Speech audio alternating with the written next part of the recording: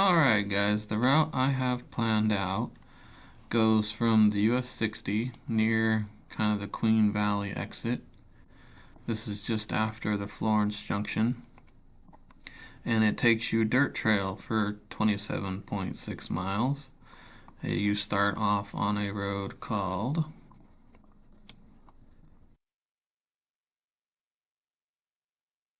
North Mineral Mine Road. Get the map to display that.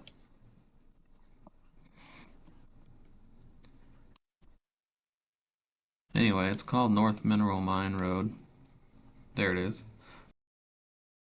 North Mineral Mountain Road. And it's gonna drop you into Box Canyon down here, which is a nice scenic route. You start off up here at about 2100 elevation. There is a little bit of a climb back down a little bit, and then the highest you'll go is 2900 feet elevation, and then you drop all the way down into Box Canyon and then out to Florence. This trip took me an hour and 45 minutes total right here. Now moving time, I was moving pretty good, an hour and 35 minutes, and stop time I took a 10-minute break to look at the scenery and probably change GoPro batteries. I'm gonna break this whole trip up into a couple different videos, so I don't bore you with a 2-hour long video, and let me know what you think. Alright guys, we're out here at the road. You can see that's Highway 60 over there where the cars are going by, and we're gonna do this. We're gonna try to take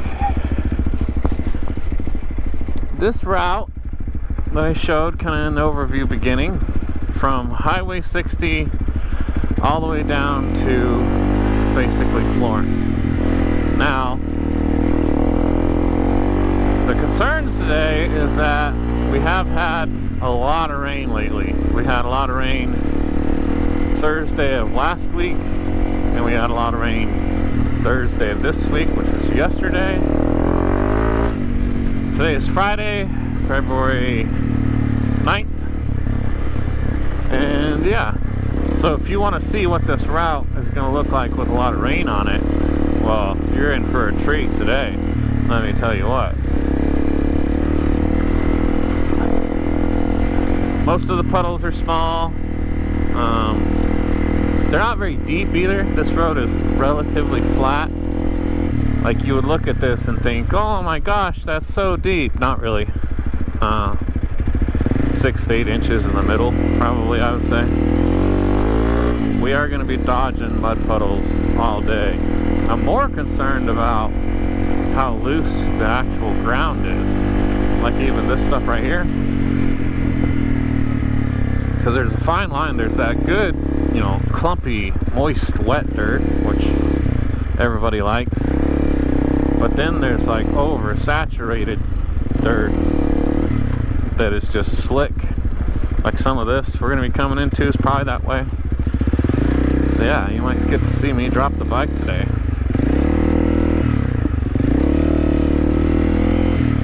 Speaking of the bike, I am on a 22 Honda CRF 300L Rally. I'm not going to do a deep dive into the big review and everything. There's hundreds of reviews on YouTube. You know, all the common points. Yeah, soft suspension, a little bit underpowered, kind of heavy. The modifications I have are a 550 Performance ECU, a exhaust, Moto X carbon exhaust, and whatever you're hearing in the video, don't take it as the exhaust note. So I have to do extensive audio editing, otherwise all you would hear is this loud, obnoxious exhaust. I'm running a popular tire combination, which is the Pirelli MT21 front and the Dunlop D606 rear. I really like it. Now, I don't have a lot to compare it to. In fact, the only thing I have to compare it to is the stock tires. And after I got these, I realized just how bad the stock tires actually were. At first I didn't think, oh, stock tires aren't that bad. No, they're pretty bad.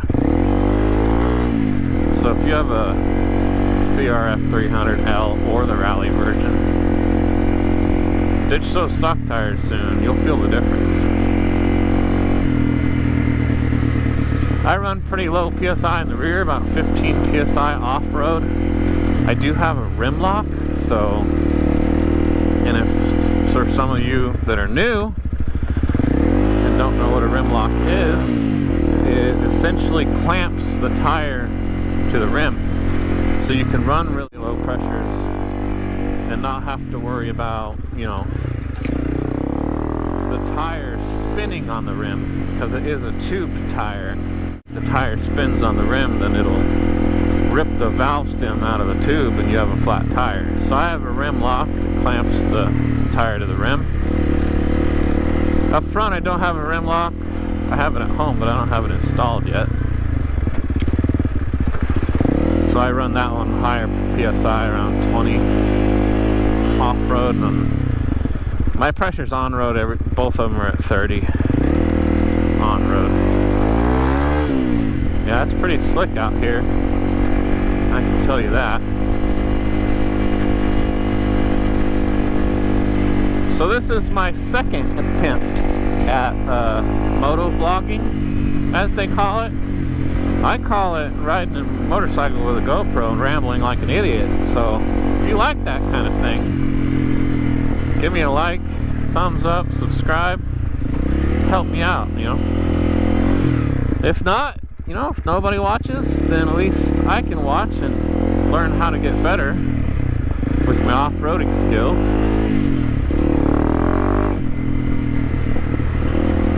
And I do a lot of the not very common rides. We are going to drop into Box Canyon, which is a common ride that a lot of people take. But I'll try to showcase a whole bunch of rides and different trails around the Arizona, Phoenix area, Southwest Desert area. So if you want to, definitely if you want to see some area around Arizona, the Southwest Desert area, subscribe. Yeah, it is going to be wet, sticky day today.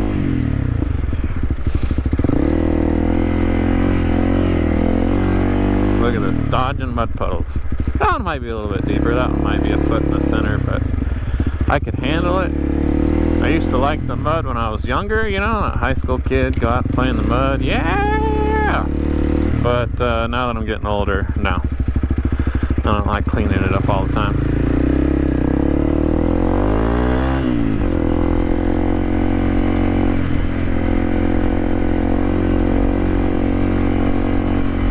The town we are headed to, Florence, is known for having a lot of prisons. So a lot of the workers are, you know, prison guards, prison staff. I don't know exactly how many prisons it has. I think over 10. Maybe future editing me will put the number of prisons on the screen if he's not feeling lazy that day.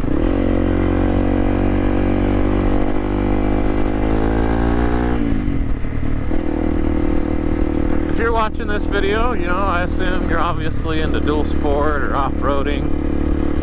Comment below what your rig is. Is it a, you know, is it a dirt bike? Is it a big adventure bike? Is it a Jeep? And you're just watching this video to see how the trail looks because you haven't ran it in several years. You know, comment below. What are you running? How do you like it?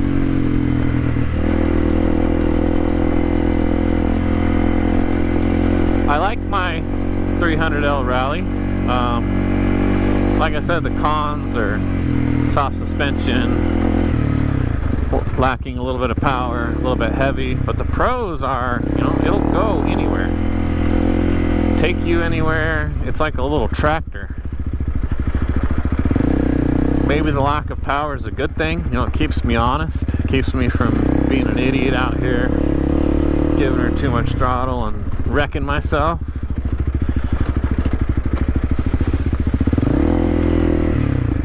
I'm still searching for that ultimate unicorn modern off-road bike.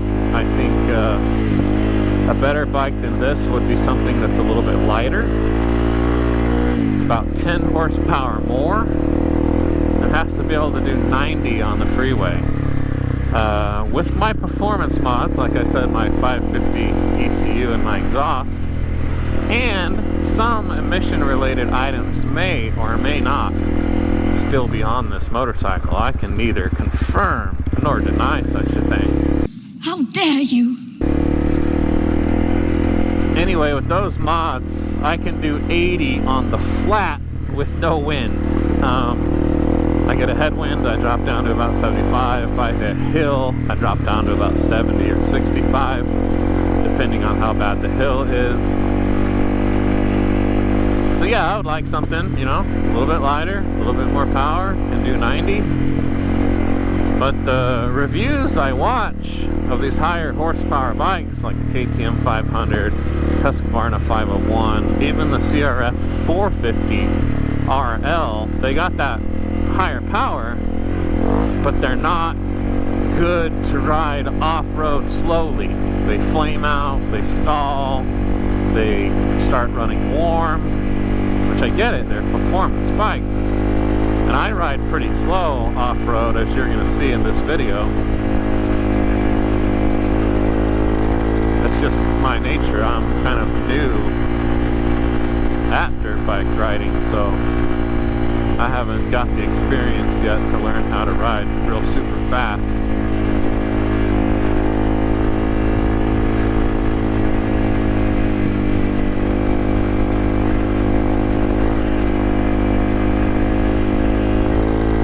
So this is my second attempt at moto vlogging. Like I said, my first attempt was horrible. The camera placement was on my chin, and all you guys could see is basically this.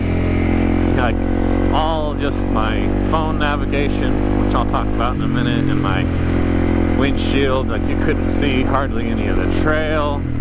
It took me a lot to figure out the audio. Like I was seriously worried that I would have to get a quieter exhaust, but I was able to figure out the audio in editing.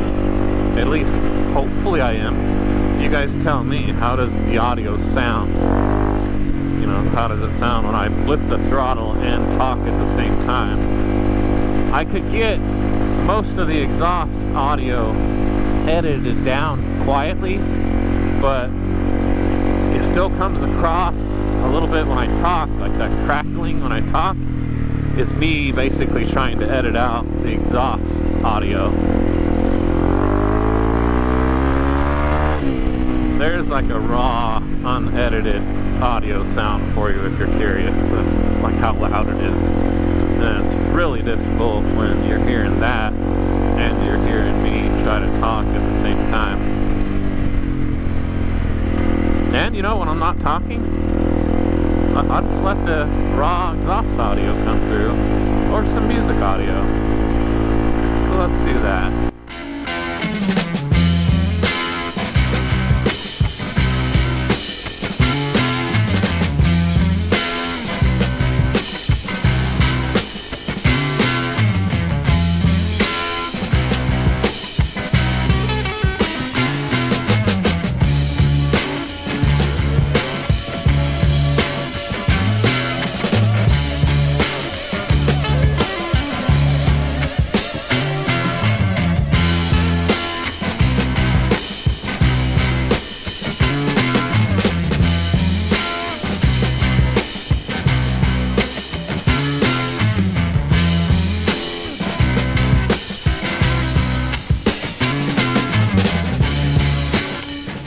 I can certainly feel that it's more slick out here. It's either slick or I have a really flat tire. My tires have usually been pretty good, but we'll check them here in a minute.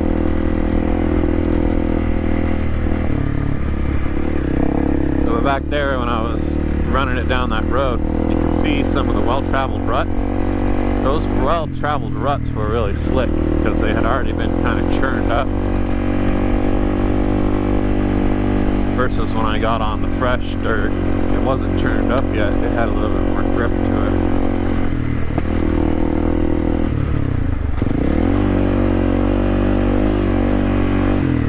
yeah, you guys let me know what you guys, if you're a dual sport rider, a motorcycle rider, big adventure bike, light adventure bike, there's like 100 different categories nowadays. But if you're a rider, let me know what you think the ultimate bike is, the unicorn, or is there even a unicorn? You guys have maybe come to accept the fact that there's not a unicorn. There's going to be trade-offs. If you're, you know, if a bike is good on the highway, it's not going to be good off-road. And if a bike is really great off-road, it's not going to be good on the highway. Well, come on, man. This is 2024. We put a man on the moon like 50, 60 years ago. We should be able to have the perfect unicorn off-road dual sport bike, right? That's what I'm thinking. Somebody needs to get NASA on this, okay?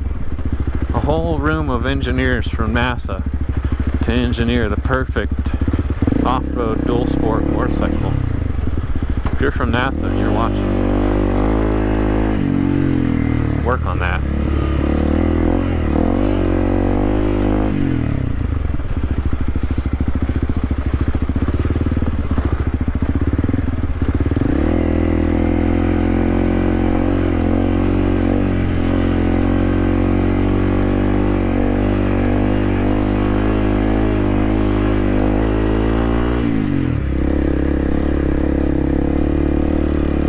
So a lot of the desert Southwest is this, 2-track, rocky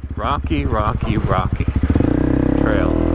We usually don't have a lot of mud. We will today because of all the rain in the winter. But it's usually extremely dry, dusty.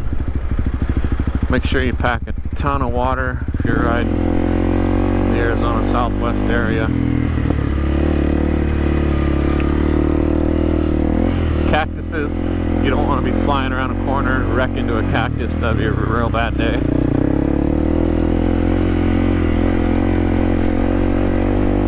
Cacti is the plural word for cactus. A lot of cacti.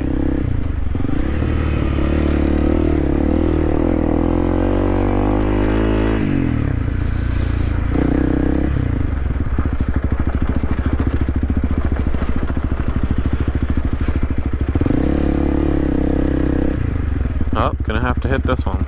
Cactus right there on the right. Bike's gonna get dirty today.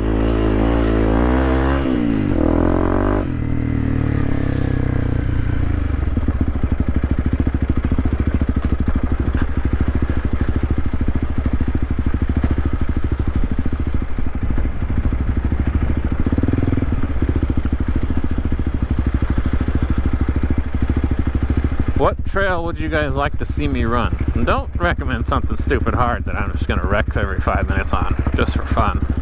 I mean, you can, but if I research it, it's that kind of trail, I will not run it.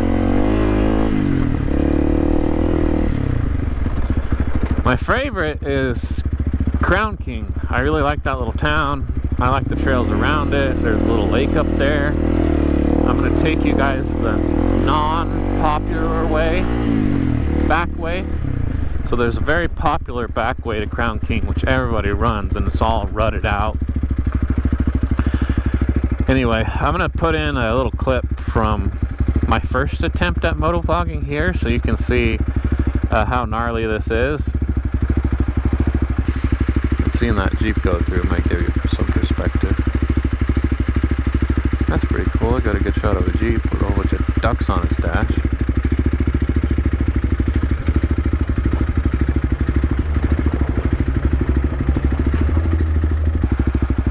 Alright, so that was the first attempt at motovlogging, and that's a clip from this hill. I agree with all the other motorcycle guys.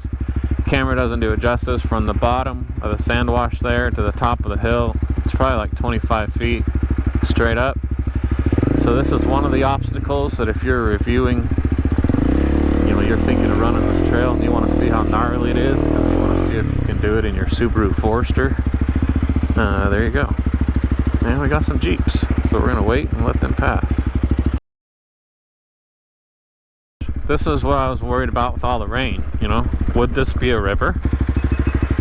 See, I'm a new rider, guys. The left line looks way better. I don't know if I can get down some of this soft stuff in reverse. Sliding.